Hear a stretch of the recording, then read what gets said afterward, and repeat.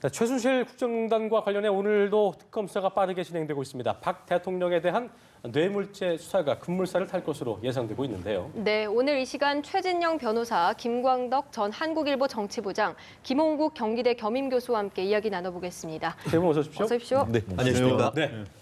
자, 특검이 대통령 사법 처리에 대한 자신감을 연일 내비치고 있습니다. 일단 뇌물죄가 공무원 직무와 관련된 범죄라는 점에서 최종 목적지는 박 대통령이 될 것이다 이렇게 공언을 하고 있는데요. 박 대통령에 대한 뇌물죄 수사 급물살을 탈 수밖에 없을 것으로 보입니다. 어떻게 그렇습니다. 급물살을 탈지 여부에 대한 시험대에 올랐다 이렇게 얘기할 수가 있겠죠. 한마디로 지금 이제 영장 청구를 그 이재용 부회장에게 하고 그 영장이 발부가 된다라고 한다고 하면은 정말 급물살을 타겠죠. 통상적으로 뇌물죄 같은 경우에는 양형 자체가 이제 준 사람보다 받거나 요구했는 사람이 거의 10배가 가량 높습니다. 그렇군요. 특히 이번 같은 경우에 이 뇌물죄가 3천만 원이 넘으면 일반 형법이 아닌 특정범죄 가중처벌로 가는데 법 위반으로 가는데요. 지금 얘기하는 것만 해도 433억. 1억 원이 넘으면 특가법상의 뇌물 같은 경우에는 무기 또는 10년 이상의 징역입니다. 결국 받거나 요구했던 대통령은 경우에 따라서는 무기징역까지 될 수도 있는 사안이고 실제로 지금 뇌물 공여 같은 경우에는 형법상 5년 이하의 징역에 불과합니다. 결국 준 사람은 지금 구속영장이 된다라고 한다는 것은 그 말은 뭐냐 하면은 만약에 대통령이 아니었다고 하면은 그 받은 이 공무원인 박근혜 대통령도 당연히 영장을 청구했을 것이다. 이와 같은 박근혜 대통령에 대한 강력한 메시지이기 때문에 결국 오늘 내일 그 영장이 발부되는지 여부에 대해서는 결국 그걸로 사실상 이번 박영수 특검의 성패가 좌우된다. 이렇게 보면 될 것 같습니다. 그러니까 탄핵과는 관계가 없이 만약 뇌물죄 성립된다면 최대 무기징역까지 가능하다. 그렇습니다. 이런 말씀이시군요. 그렇습니다. 그렇군요. 알겠습니다. 네. 자, 최순실 씨는 박 대통령과 경제적 이해관계를 같이 한 적이 없다고 주장을 했고요. 특검팀은 입증할 물증 충분하다고 밝혔습니다. 그런데 일각에서는요, 구체적 물증이 없으면 뇌물 혐의를 입증하는 게 수월하지 않을 것이다. 이런 관측도 나오는데요. 어떻게 좀 전망하시나요? 그렇습니다. 그런 관측이 나오고 있는데요. 그러나 현재 특검의 입장은 완전히 다른 것 같습니다. 이미 관련돼서 입증할 수 있는 증거와 그와 관련되는 정황들은 충분히 확보되어 있다. 차고 넘친다라는 표현을 할 정도로 이 증거 사안에 대해서 확보가 됐다고 판단을 하고 있는데요.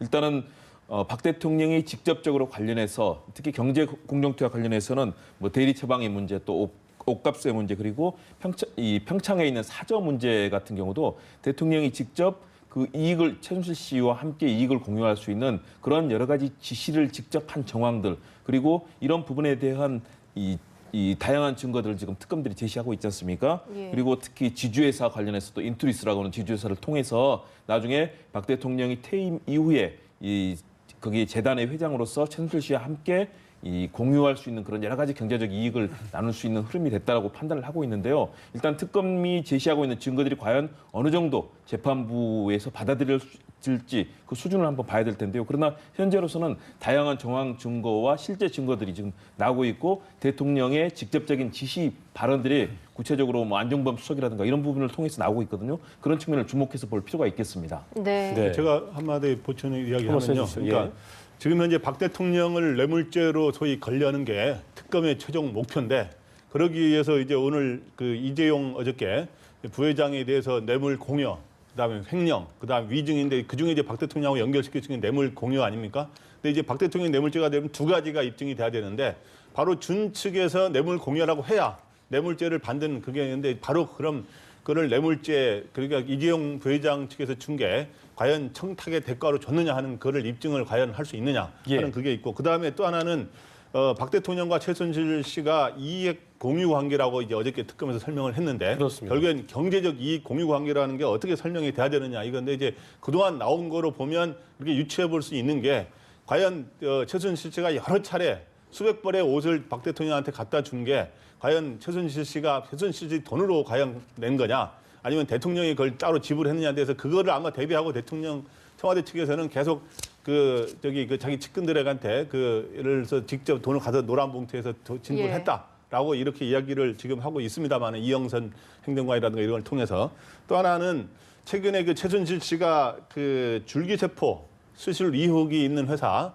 거기에 박 대통령이 그 수실 의혹이 있는 회사에 최근에 2012년에 700만 원을 입금한 게 밝혀진 게 있어요. 그런 것들도 혹시 대리 처방이라든가 이런 시술한 거에 대해서 혹시 최순실 씨가 대리로 갚아준 거 아니냐 라는 그런 얘기가 나오고 있고 또 하나는 최순실 씨의 지금 재산이 현재 조동산 같은 경우는 수백억에 달하는데 이러한 그리고 그 자매들까지 합치면 그 연관고리가 있을지 모르겠습니다만은 결국에는 최순실 그다음에 그 아버지로 최태민으로 이어지는 최태민과 최순실로 이어지는 이런 일가의 재산 형성 과정에 과연 그 박 대통령하고 옛날에 그 새마음 봉사단이라 할 때라든가 유경재단 이때 과연 그런 것들로 인해서 사실 재산을 모았을 가능성이 높은데 그게 박 대통령과의 어떤 같이 공유 관계로서 같이 혹시 재산을 형성하고 있는 거냐. 과연 이거를 그 대신 뚜렷하게 과연 입증할 수 있느냐 하는 이러한 것들이 관건이 될 거라 하여튼 보입니다. 아까 박 대통령 같은 경우는 뇌물죄 성립이 된다면 최대 10년에서 이제 최대 무기징역이 얘기하셨는데 최순실 같은 경우에 이제 공범행위가 입증된다 그러면 어떻게 되는 겁니까? 그 사인이기 때문에. 네, 그렇습니다. 실질적으로 지금 그 최순실 씨에 대해서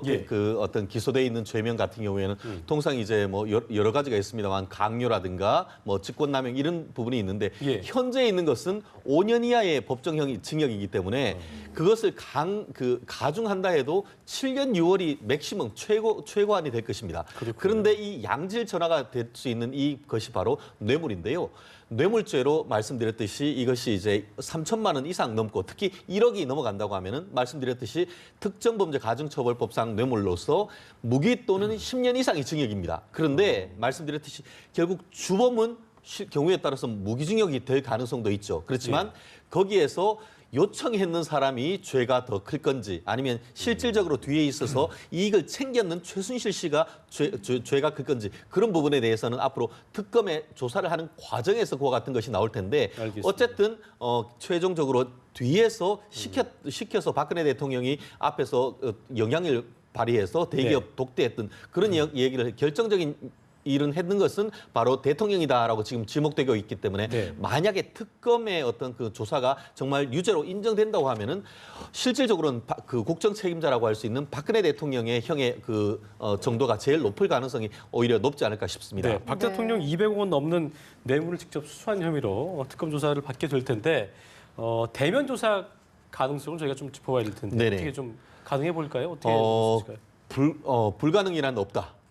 가능해야 되고 마땅히 할 것이라고 저는 생각을 합니다. 실질적으로 박근혜 대통령이 지난 그 이영렬 검찰 같은 경우에는 불공정하다. 나는 공정한 특검에 대해서 조사를 받겠다라고 했고 실제로 특검법이 통과를 되니까 본인이 스스로 도장을 찍어서 박영수 특검을 지금 선임을 했지 않습니까? 그렇죠. 그렇다고 하면은 더 이상 이 특검에 대해서 공정성의 시비를 할 수 있는 여지는 없어졌다 보이고 그럼 그 시점이 언제가 될 것인가?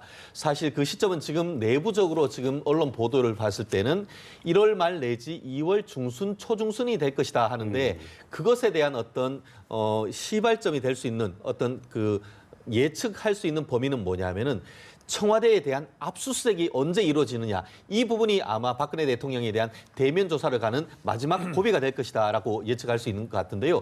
말씀드렸듯이 다른 사람들에 대해서는 거의 지금 거의 그 특검의 4팀을 걸쳐서 최대한 지금 옥죄고 있지 않습니까? 거의 그 수사가 90% 정도는 왔습니다. 그 나머지는 결국 청와대에 대한 압수수색, 그 다음에는 최종적으로 박근혜 대통령을 향하고 있고 그것이 앞으로 한 달 내에 이루어질 가능성이 매우 높다 이렇게 예측할 수 있을 것 같습니다. 네. 자, 지금까지 현직 대통령들을 살펴보면요. 수백억 원대 뇌물수수 혐의를 받은 대통령은 유례가 없지 않았습니까? 그렇습니다. 사실 대한민국의 건국 이래 직접적으로 이렇게 뇌물과 관련돼서 조사를 받은 그런 대통령은 없었고요. 또 이런 혐의를 받은 대통령도 없습니다. 왜냐하면 아들이라든가 또는 뭐 형 이런 친인척 등에 관련된 사안들이 중요한 뇌물과 관련된 사안이었었지 대통령이 직접 이렇게 관련된 이런 유례가 없기 때문에 더군다나 이것도 수백억 대가 연계가 되기 때문에 그 부분이 상당히 우려되는 지점인데요. 그렇기 때문에 국민들의 분노도 크고 실망도 크다고 봅니다.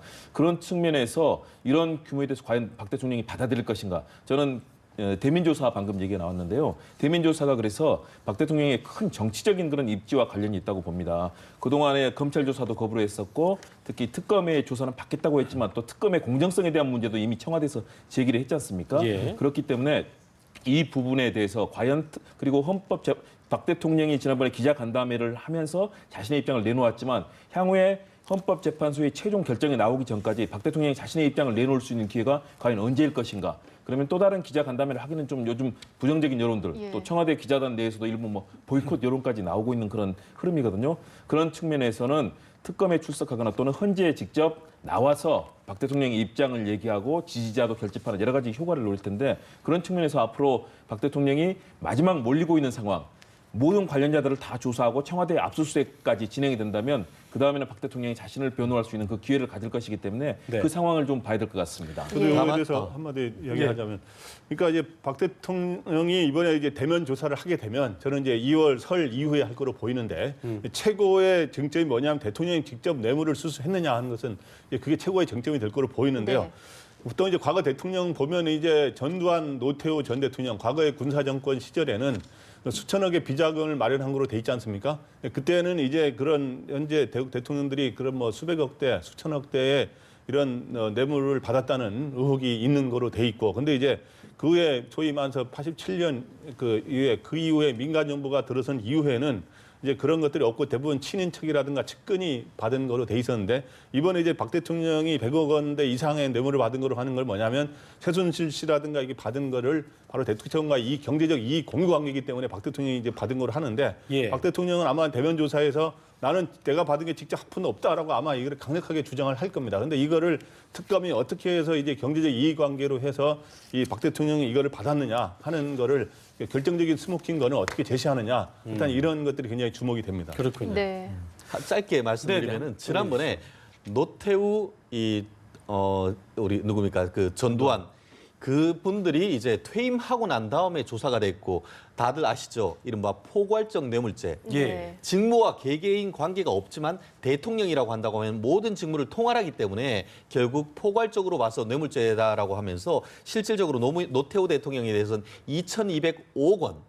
어마어마한 금액이었죠. 그렇습니다. 그 정도에 대해서 그 당시에는 정말 502 얼마나 비리로 얼룩졌는지 그 판결이 1995년에 대법원에 확정이 됐었는데요. 네. 말씀하신 대로 이제 문민정부로 이제 된 이후에 이와 같은 일은 처음이다라고 했기 때문에 좀 쇼킹한 그런 상황이고, 다만 그때와 다른 것은 그때는 노태우 전두환 대통령이 직접 받은 반면에 이번 케이스 같은 경우에는 박근혜 대통령이 직접 받은 건 아니지만 측근이라고 하는 최순실 씨가 받은 것이 실질적으로 박근혜 대통령과 받은 것과 동일한 것이다. 이른바 경제적 이익을 공유했다. 이런 식으로 돼 있기 때문에 앞으로 이 부분에 대해서 사실상 법리적으로 굉장히 어떤 논란이 될 가능성은 여전히 있는 것이 아닌가 생각합니다. 네. 경제적 공동체 얘기하셔가지고 한 말씀 더 드리겠는데요.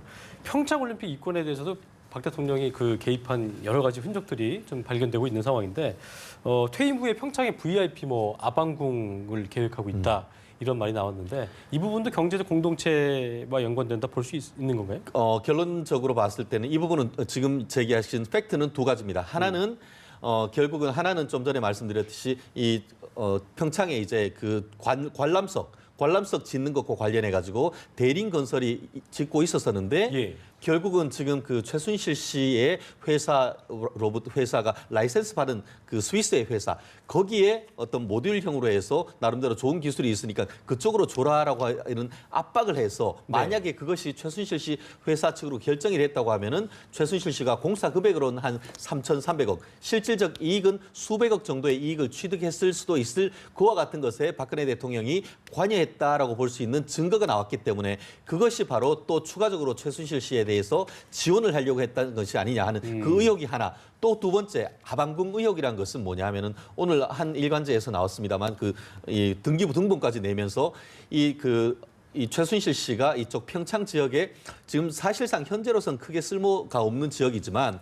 거기 한 8만 평 정도 되는 지역에 10여 채의 건물을 짓고, 그중에 제일 앞쪽에 있는 이 건물을 한 3,900평 정도 되는 건물을 짓고 거기에 이 박근혜 대통령이 퇴임 후에 살도록 하려고 했다라는 그런 의혹이 있었는데, 만약 그 의혹이 사실이라고 한다고 하면은 말씀하신 대로 최순실 씨와 이 박근혜 대통령이 실질적인 경제적 이익을 공유했다라고 볼 여지가 있는 증거가 될 수는 있습니다. 다만 엊그제 그 부분에 대해서 기자들이 질문을 했는 결과 특검 같은 경우에는 이 하방궁에 대한 얘기를 실질적인 수사를 해본 결과 그것은 박근혜 대통령과는 관련이 없다라는 식으로 언론 브리핑을 했는 부분이기 때문에 앞으로 어떤 명의는 예컨대 이제 최순실이지만 실질적으로 그 매입하는 자금을 박근혜 대통령이 됐다라는 그와 같은 어떤 증거가 나오지 않는 다음에는 그 부분을 가지고 이제 경제적 이익 공동체라고 보기에는 현실적으로는 좀 힘든 그런 상황입니다. 알겠습니다. 네. 사저 건축 의혹도 그렇고 지금 최순실 씨가 재단이랑 다른 회사들을 지주회사로 통합하려 했다는 의혹도 나오고 있는데요. 이 부분은 어떻게 보십니까? 그 부분도 상당히 중요한 부분입니다. 왜냐하면 세계재단, 미르재단, 그리고 K스포츠재단, 그리고 WK 이 세 개를 합쳐서 그 인투리스라고 하는 그런 지주회사를 통해서 이후에 이 최순실 씨가 전체 총괄을 맡고 박 대통령이 이사장으로 취임한다거나 그런 역할을 주문했다는 거 아니겠습니까? 그리고 그런 진행들을 했었고 그런 조직도라든가 계획이 나왔다는 건데요. 일단 이와 관련해서 부정을 하고 있습니다. 강력하게 부인하면서 이 부분은 실무자들의 이 단계에서 진행이 됐다라고 하고 있는데요. 이 부분도 그러나 만약 이 내용들이 어느 정도 직접 최순실 씨와 박 대통령이 이 사실에 관련해서 직접적으로 최순실 씨와 관련해서 지시를 했고 그런 상황들이 나오게 된다면 아직까지는 그런 조직도라든가 이런 부분을 통해서 확인된 부분인데요. 네. 실제적으로 이런 지시를 통해서 이루어진 관계가 앞으로 어느 정도 확인되냐에 따라서 이 내용들이 같은 경제 공동체로도 연계가 될 수 있는 부분이 있다는 점에서 이 특검의 추가적인 수사를 좀 주목해야 될 것 같습니다. 네. 네. 자, 어제 얘기를 좀 해보자면 헌재 출석했던 최순실 씨, 헌재 소환을 거부하다 처음으로 출석을 했는데요. 결과적으로 언론 카메라가 이제 치워진 이후에는 기억 안 난다, 모른다, 때로는 고성을 내기도 했고, 또 그러니까 굉장히 좀 저희의 표현을 빌리자면 굉장히 좀 더 당당한 표현을 당당하게 나섰다고 하던데 이런 어떤 답변 태도나 몰수 전략 같은 것들이 앞으로 어떤 그런 재판에 영향을 미칠 수 있을 것인지 그 부분은 어떻게 좀 볼 수 있을까요? 어떻든 최순실 씨는 굉장히 전략적으로 임하는 것 같아요. 헌법재판소라든가 특검 수사라든가 이런 데 보면은 일단 출석하느냐 마느냐 이런 거를 일단 신경전을 한번 버리고 그래서 헌재 같은 경우도 보면은 처음에는 불출석을 하지 않았습니까? 그래서 시간 끌기 전략을 일단 하고 그다음에 계속 다시 불출석할 수는 없기 때문에 한번 이제 다시 출석해서 어저께는 나가서 모른다로 대부분 모른다와 아니다로 일관했는데 예. 어저께 보면 소위 모른다라는 말을 어저께 답변 중에 130번을 했다 그래요. 그다음에 이제 기억이 안 난다를 50번 이야기했다는 거고 그다음에 아니다라는 말을 30번. 요약하자면 적극적으로 그러니까 제 필요에 따라 어떤 건 모른다, 어떤 건 아니다라고 이렇게 하면서 어저께 그동안 혹시 박 대통령하고 사이가 약간 틀어진 거 아니냐라는 이야기 있었는데 어저께는 완전히 박 대통령의 소위 탄핵 심판을 나름대로 이제 기각하려는 자기네 의도를 갖고 상당히 박 대통령을 변호하는 그런 입장에 전략적으로 임하고 그냥 어저께 아까 어찌면 당당하다고 말할 수도 있지만 굉장히 오만한 자세. 어떨 때는 변호사들이 쓰는 법률 용어를 구사해가면서 증거 있어요, 증거 되세요 이렇게 하면서 굉장히 강하게 이렇게 하면서 전략적으로 임하고 있다. 그래서 결국엔 제가 보기에 탄핵 심판의 변호인단, 대통령 변호인단과 그다음에 최순실 씨의 이경재 변호사 이런 사람들하고 이렇게 중간에 다리가 넣어지면서 여러 가지 전략적으로 상의를 하고 있는 거 아닌가 하는 그런 생각이 듭니다. 최 변호사님, 이게 결과적으로 재판에 영향을 좀 줄 수 있어요. 그러니까 최순실 입장에서는 더 불리하지 않을까요? 어떻게 좀 예상해 볼 수 있을까요? 결국 이 재판은 최순실 씨 재판이 아닌 것이죠. 탄핵 재판은 어제 탄핵 절차에 나왔지 않습니까? 탄핵 절차는 결국은 박근혜 대통령에 대한 탄핵을 결정할지 여부에 대한 것인데 과연 이와 같은 어떤 최순실 씨의 답변 태도가 박근혜 대통령에게 유리하냐 불리하냐 이것이 사실 국민들의 관심 아니겠습니까? 결론적으로 봤을 때는 유리한 점도 있고 불리한 점도 없진 않습니다만 전체적으로 좀 불리한 인상을 줬다라고 저는 평가를 합니다. 그 이유는 명백합니다. 네. 사실 모른다, 아니다, 본인은 진술 거부권이 있기 때문에 할 수는 있습니다. 그렇지만 객관적으로 명백한 사실 자체에 대해서 기억이 없다 이렇게 함으로써 이 재판장들이 봤을 때는 저분이 적극적으로 어떤 그 사실을 은폐하기 위해서 은폐하고 그걸로 인해서 박근혜 대통령을 엄호하려고 하는 그런 인상이 있구나. 그렇다고 하면은 뭔가 다른 것이 있지 않을까 하는 그런 어떤 전체적인 인상에 있어서 상당 부분 결론적으로 어떤 본인의 의도는 박근혜 대통령에게 도와주고 거기에 대해서 방패막을 치려고 하는 의도였지만 사실 명백한 것조차도 인정하지 않고 기억나지 않는다라고 함으로써 결국 결론적으로 어떤 신빙성이라는 측면에 있어가지고는 박근혜 대통령에게 어떤 심증이 불리한 심증으로 갈 수 있는 여지를 만들었다는 점에서 사실상 소송 전략으로서는 오히려 성공했다고 보긴 어려운 점이 있는데요. 다만 제가 말씀드렸듯이 유리한 점도 없지 않다라고 하는 것은 사실 그 무죄를 다투는 증인들 같은 경우에는 일부 인정하고 갔을 경우에는 사실 무죄 받을 가능성이 별로 없습니다. 결국 전략적으로 전체적으로 다 모른다라고 이른바 박력 있게 모른다라고 할 가능성이 있고 그와 같은 것은 나름대로의 전략적 판단이라고 볼 가능성도 있기 때문에 다른 증거 결국 그 정도면은 재판장님들도 그래 우리가 모르는 뭔가 있나 이런 의혹 제기했다는 그런 점에 있어서는 또 나름대로의 어떤 최순실 씨의 성과도 있었다 이렇게 볼 수도 있을 것 같습니다. 그렇군요. 예. 자, 최순실 씨와 장시호 씨, 김종 전 차관이 서울중앙지법에 나란히 앉아서 재판을 받았는데요. 특히 최순실 씨와 장시호 씨는 뭐 눈도 안 마주쳤다고 합니다. 자, 재판 모습 어떻게 보셨습니까? 네, 오늘 한 게 이제 크게 두 가지 특징인데 아까 말했지만 최순실하고 장시호 씨가 그렇게 가까운 친인척인데 이모하고 조카 사이인데 국정농단하고 이권 개입하는 과정에서는 서로 그렇게 가깝게 지내지 않았습니까?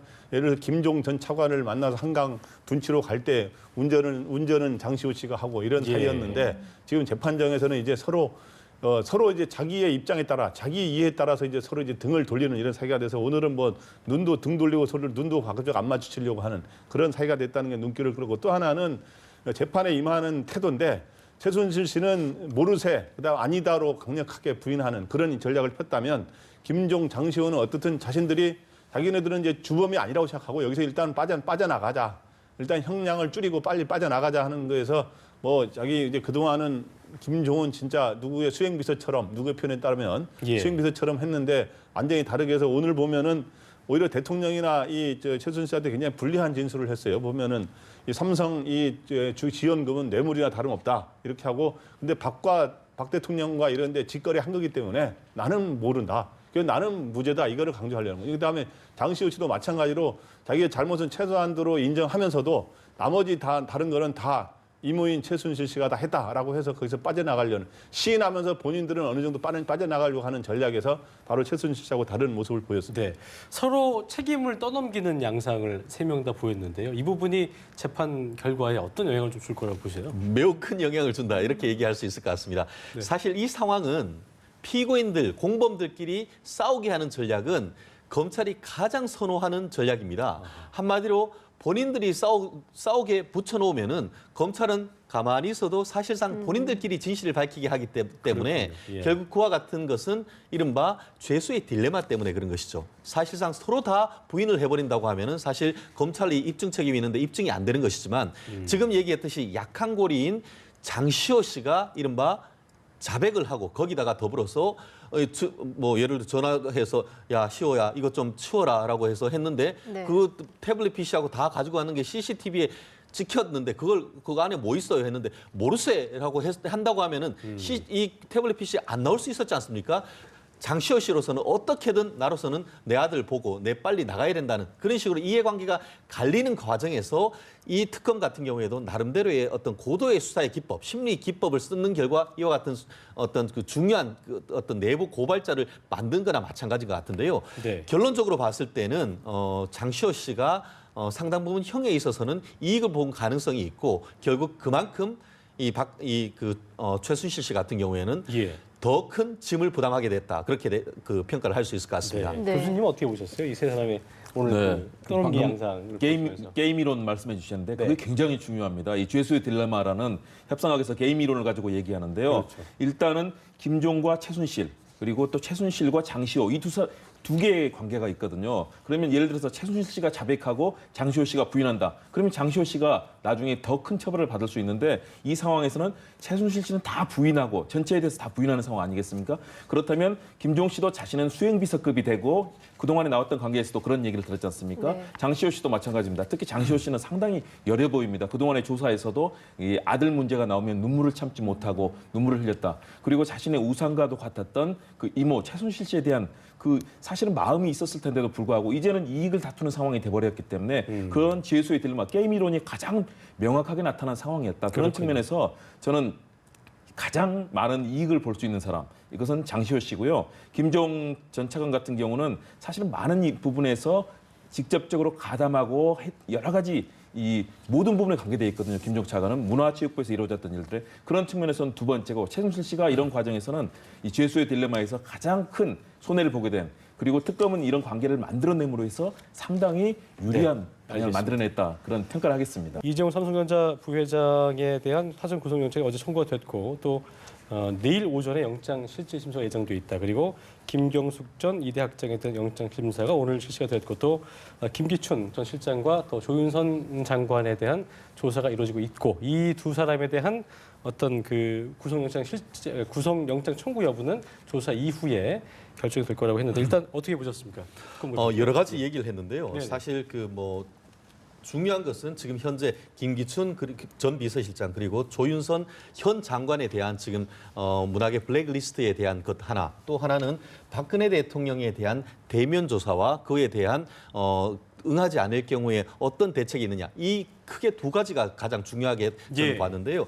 지금 특히 이제 김기춘 전 비서실장 같은 경우에는 언론에 나오는 것처럼 얼마 전에 압수수색을 했었지 않습니까? 그런데 깨끗했다는 것이죠. 결국 예전에 있었던 명패조차도 지금 다 없어졌다는 것인데 결국 증거인멸의 정황은 있었는데 그렇다고 하면 왜 즉각 지금 긴급 체포하지 않느냐 기자들 질문하는데 결론적으로 그 부분과 관련해 가지고는 오늘 긴급 체포할 가능성이 없진 않겠지만 예전에 벌써 한 달 전에 어떤 증거를 인멸했는 걸 가지고 지금 그걸 사유로 해서 긴급 체포할 수는 없다는 것인데요. 아까 들어갈 때 뭐라고 했습니까? 질문에 따라서 이 조윤선 장관과 그 두 사람을 대질 신문할 가능성이 있지 않습니까?라고 했는데 그럴 가능성이 상당히 저는 높다고 봅니다. 왜냐하면 원래는 다르게 부르려고 했는데 같은 날 시차를 두고 불렀다는 것은 결국 그날 불러서 한 사람 한 사람 따로 부르면은 나중에 나가서 말을 맞출 가능성이 있기 때문에 30분 차이로 두고 같이 다른 팀에서 동일하게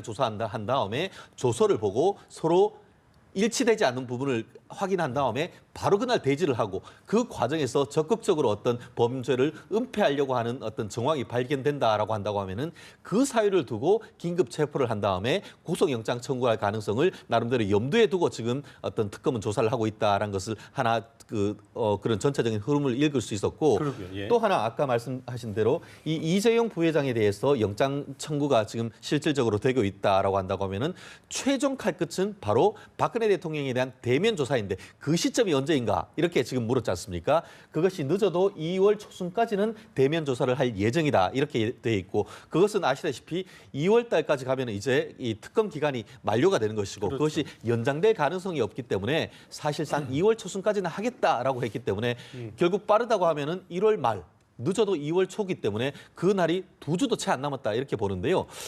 나름대로 또 더 나가서 질문이 만약에 응하지 않으면 어떻게 하느냐 했는데 응한다고 했기 때문에 응할 것이라고 보지만 사실상 강제할 수 있는 방법은 없다 이렇게 밝혔는데 이 부분에 대해서도 앞으로 이제 박근혜 대통령이 어떤 식으로 적극적으로 대응할지 또 그와 어떤 법적 절차 이외에 어떤 설날 구정 전후로 해서 대국민 메시지 내지는 끝장 토론을 할지 이런 부분도 앞으로 향후 주목돼야 될 부분이 아닐까 싶습니다. 네, 일단 김기춘 전 실장과 조윤선 장관의 조사 관련돼서 제가 질문을 좀 드려볼 텐데요.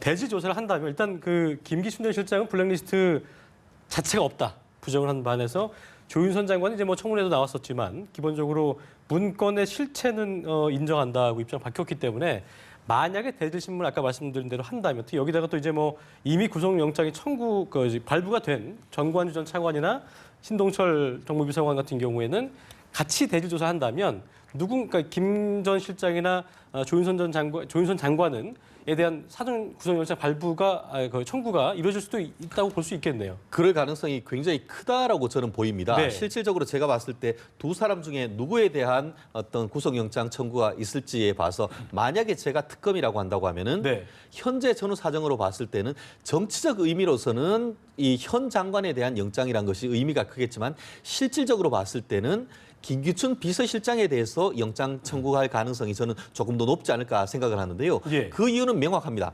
실질적으로 이 조윤선 지금 장관이고 2014년 6월에 이제 정무비서관으로 들어갔는데 그 바로 전 시점 2014년 4월 16일 날 아시다시피 세월호 사건이 터졌고 그 전후에 여러 가지 어떤 야권에서의 어떤 그런 문화 예술계의 활동이 있으니까 그 무렵부터 어떤 이 이른바 블랙리스트를 만들어라라고 하는 어떤 지시가 내려왔는데 그것이 바로 정점이 김기춘 비서실장이란 나름대로의 어떤 의혹을 전체적인 그림을 그리고 있습니다. 그렇기 때문에 최종적인 이 사태의 책임자는 김기춘 비서실장이라는 그림을 그리고 있기 때문에 오늘 나와서 아까 이미 그 세 사람을 구속했는데 그분들의 어떤 자백이 있고 예를 들어서 김기춘 비서실장으로부터의 지시에 의해서 했다라고 하는 그런 자백이 있고 물적 증거가 있다라고 한다고 하면은 그럼에도 불구하고 그 부인을 한다. 결국 그렇게 된다고 하면은 증거인멸 내지 도주의료가 있다는 취지로 해서 김기춘 전 비서실장에 대해서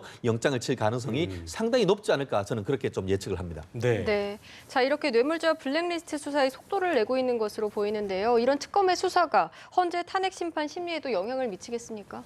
당연히 미치는 거죠. 헌재 특검의 수사 내용은 곧바로 헌재에서는 참고할 수 있는 거고요. 또 기존의 검찰 조사에서도 그랬었고요. 그런 측면에서 헌재 재판관들이 지금 상황을 면밀하게 들여다보는 상황이 일반적인 이 형사재판하고는 다를 정도로 재판관들이 열의를 보이고 있습니다. 탄핵 그 심리 관련해서도 굉장히 속도전을 보이고 있고요. 그리고 대리인단, 대통령 측 대리인단에서 좀 지연하려는 이런 전술에 대해서도 헌재 재판관들이 따끔하게 일침을 놓고 그래서는 안 된다고 얘기하면서 여러 가지 관련해서 실제적으로 구체적인 내용을 확인하고 있거든요. 그런 측면에서는 헌재 이 심리에도 굉장히 영향을 줄 것이고 또 그 내용들이 대통령의 결국은 탄핵 최종 결정까지도 좌우할 수 있다는 점에서 지금 상황 특검의 조사는 굉장히 중요하다고 봅니다. 자, 저희가 일단 특검과 헌재 관련 얘기는 여기까지 해보고요. 저희 정치권 얘기를 좀 짚어보겠습니다. 문재인 전 더불어민주당 대표 대한민국이 묻는다 출판 간담회를 오늘 가졌는데요. 자신의 대한 비전과 부상을 밝히면서 대선에 대한 의지를 한 번 더 내딛었다는 평가를 받고 있습니다. 책에 대해서 정치인들의 말이 좀 많아지고 있는데 그리고 또 군복무 1년 단축도 이슈가 되고 있는데요. 그게 가능할까요? 1년 단축 어떻게 보셨어요? 결론적으로 아마 그 문재인 그 전 대표 입장에서는 그 후보들 중에 현역 갔다 온 사람 나와봐 이런 생각인 것 같습니다. 본인이 이른바 특전사 갔다 왔다. 그렇기 때문에 내가 군대에 대해서는 떳떳하게 얘기할 수 있다라고 하면서 이 군대에 대해서 어떤 기간 단축을 그 얘기를 했는데요. 그 메시지는 누굽니까? 결국 젊은 사람들한테 혜택을 주겠다. 이와 같은 젊은 층에 대한 러브콜을 보냈다. 이렇게 볼 수가 있는 것 같은데 사실 제가 그 대학교 다니고 군대 다닐 때만 해도 거의 3년을 갔다 왔다고 하는데 지금 21개월인 걸로 알고 있습니다. 그렇기 때문에 그렇다고 하면은 지금 아시다시피 인구 절벽으로 사람이 굉장히 그 인적 자원이 줄어들고 있는 이 상태 속에서 통일이 어떤 이루어지지 않는 한에 있다고 한다고 하면은 결국 국방을 담당할 인력이 상당 부분 부족하다는 것이 지금 국방부의 나름대로의 예측인데 이 상황 속에서 군복무 1년 단축이다라고 한다고 하면은 이것에 대한 구체적인 대안이 있는지 그 부분에 대해서 이 문재인 전 대표로서는 조금 더 구체적인 대안을 내야 되는 것이 아닌가 생각을 합니다. 김 부장님, 이거에 대해서 파퓰리즘 논란도 일고 있더라고요. 어떻게 보셨어요? 그렇죠. 그러니까 표를 얻기 위해서 실련이 쉽지 않은 걸 주장하면 이제 소위 파퓰리즘 아닙니까? 근데 이제 이거를 이제 문재인 전 대표 입장에서는 나름의 어떤 소신은 있을 거예요. 파퓰리즘이 아니라고 소신은 있는데 이제 문재인 전 대표도 그렇게 참여정부에서는 18개월까지 줄여보려고 했는데 나는 이제 1년까지 줄여보겠다. 근데 모병제는 현재 좀 이른 것 같다. 모병제를 이제 파퓰리즘으로 보는 거죠. 이제 그런데 어쨌든 여기 이번에 이제 문재인 전 대표가 쓴 책에 크게 두 가지에 눈에 띄는 건 뭐냐 하면 하나는 바로 이제 군복무 기간 1년까지 단축을 해서 바로 젊은층 표심이라든가 이런 소위 이 야권 지지층, 진보적인 지지층들의 이러한 지지를 얻어보려고 하는 이러한 나름의 생각이 있는 것 같고요. 또 하나는 우리나라 역사가 친일, 독재, 이 사이비 보수 세력이 주도를 해왔는데 이거를 교체해야 된다. 이거를 대청산해야 된다 하는 그런 크게 두 갈래의 메시지를 보냈는데 마침 제목은 대한민국이 묻는답니다. 그런데 대한민국이 묻는다고 해서 이 대한민국이라는 용어를 이번에 보면 이재명 성남시장 같은 경우는 대한민국 혁명하라라는 그것도 출간을 했어요. 그래서 두 사람 다 대한민국 시리즈로 했다는데 좀 눈길을 끼는데 근데 이거에 대해서 이제 새누리당의 정우택 원내대표라든가 그다음에 이제 또 바른정당의 정병우 의원 같은 경우는 바로 이러한 것들을 이제 너무 이 화합과 이런 거에는 배치되는 말 아니냐 하는 또 지적을 하고 있는데 또 그런 점도 그러니까 이런 식으로 과거에 잘못된 세력을 청산하는 것과 함께 또 전체적인 통합과 화합을 어떻게 이끌어갈 거냐 하는 과제를 제시하는 또 그런 숙제를 안게 된 것 같습니다. 자, 지금 문재인 전 대표 반기문 전 총장이 지금 양강구도 형성하고 있는데요. 문 전 대표가요, 반 전 총장을 향해서 마른 자리만 딛고 다닌 사람이다. 국민의 슬픔과 고통이 무엇인지 느낄 수도 이해할 수도 없다. 이렇게 이야기했는데요. 어떻게 보셨습니까? 두 분이 역시 1등, 2등이기 때문에 말이 점점 더 격해지고 과해지는 것 같습니다. 지나친 라이벌 의식이라고 보고요. 저는 좀 더 이 두 분이 다 대한민국을 대표하는 지도자가 되기 위해서는 조금 더 서로를 존중하고 좀 품격 있는 용어를 사용하는 것이 좋지 않을까. 왜냐하면 반기문 유엔 사무총장이 사실은 외교관으로서 활동하고 또 뭐 청와대에서 뭐 비서관이라든가 그리고 우리 외교부 장관을 하면서 사실은 얼마나 우리 외교를 걱정하고 고민하고 노력을 했겠습니까? 그런 측면도 인정을 해야 되고 또 유엔에서 10년 동안 활동도 인정을 해야 되고요. 반 총장도 거기에 대해서 마찬가지로 또 이해할 수 없다면서 아주 강하게 비판을 했는데요. 저는 서로가 가진 문재인 전 대표도 마찬가지 아니겠습니까? 인권 변호사로서 그리고 또 정치인으로서 대한민국의 정치가 잘 나가기를 고민했던 두 분이기 때문에 서로의 장점도 칭찬을 하면서 그러나 서로의 가진 이 부족한 점이 무엇인지에 대해서는 정말 날카롭게 하되 서로를 존중하는 좀 그런 모습이 있었으면 좋겠다. 그만큼 지금 상황이 지지율에 큰 격차를 느낄 수 없을 정도로 일리를 다투는 그런 싸움이기 때문에 말의 표현이 격해지는 것 같습니다. 앞으로 더 격해질 가능성이 있을 것 같습니다. 네. 반기문 전 총장 이제 귀국 전에는 여러 행보를 할 거라고 했습니다. 정당의 어떤 입당은 안 하고. 근데 이제 뭐가 좀 급했는지 설 연휴 이후에 이제 입당 시사 발언이 나왔기 때문에 이 부분에 대한 분석이 많이 나오고 있더라고요. 일단 김 부장님 어떻게 보셨어요? 그 부분은 어떤 속내라고 좀 보셨어요? 그러니까 반기문 총장은 크게 두 가지 이제 고비가 있어요. 하나가 바로 검증의 관문을 어떻게 통과해야 되느냐 하는 게 있고 또 하나는 지금 정치 세력이 없지 않습니까? 그럼 정치 세력을 어느 한쪽하고 먼저 손을 잡아야 되는데 나중에 다시 빅텐트를 치더라도 과연 어느 쪽하고 먼저 손을 잡느냐에 따라서 이게 결국에 득이 되는 경우도 있지만 처음에 어느 세력하고 손을 잡고 어디 신당을 창당하는 경우는 오히려 지지층들이 빠져나가는 경우가 많아요. 아, 이런 줄 알았더니 저 사람들하고 하는 거야 라고 하면서 그렇기 때문에 그것도 세력을 얻는다는 데서는 장점이 있지만 바로 그러한 것들 때문에 이번 설까지는 여러 가지 지켜보는 자기 지지층을 좀 더 견고하게 하는 작업을 하는 데 집중하는 것 같아요. 그래서 길은 크게 두 가지가 있는데 처음에 이제 반기문 총장이 걸어갈 길은 지금 현재 요즘도 고민하는 모습인데 범보수 세력을 재결집하는 방향으로 갈 건지 아니면 제3지대에서 중심으로 해서 빅텐트에 참여할 건지 이 두 가지 사이에서 고민하고 있는 겁니다. 근데 이제 고민할 때 처음에 그럼 자기가 몸 담글 곳을 바른 정당으로 할 것인지 만약에 하면 자기가 신당 창당하기는 어렵다고 보는 것 같아요. 바른 정당으로 할 것인지 아니면 국민의당하고 할 것인지 이런 고민은 일단 먼저 새누리당하고 할 일은 없는 것 같아요. 왜냐하면 상당히 부담이 되기 때문에. 그래서 처음에 그 고민을 할 텐데 제 생각으로는 요즘에 국민의당에서 여러 가지 견제구를 날리는 거로 봐서는 처음엔 바른 정당의 발판을 디디면서 그러면서 범보수 대연합으로 갈지 제3지대 빅텐트로 확산할지를 고민하는 그런 길로 갈 거로 보입니다. 새해의 필요성을 느낀 건 분명한 거죠. 그렇죠. 저희가 본인도 얘기했지 정당 없이 집권한 사람이 없지 않느냐 이렇게 알겠습니다. 하면서 특정 정당을 일단 선택하기로 마음을 먹은 것 같습니다.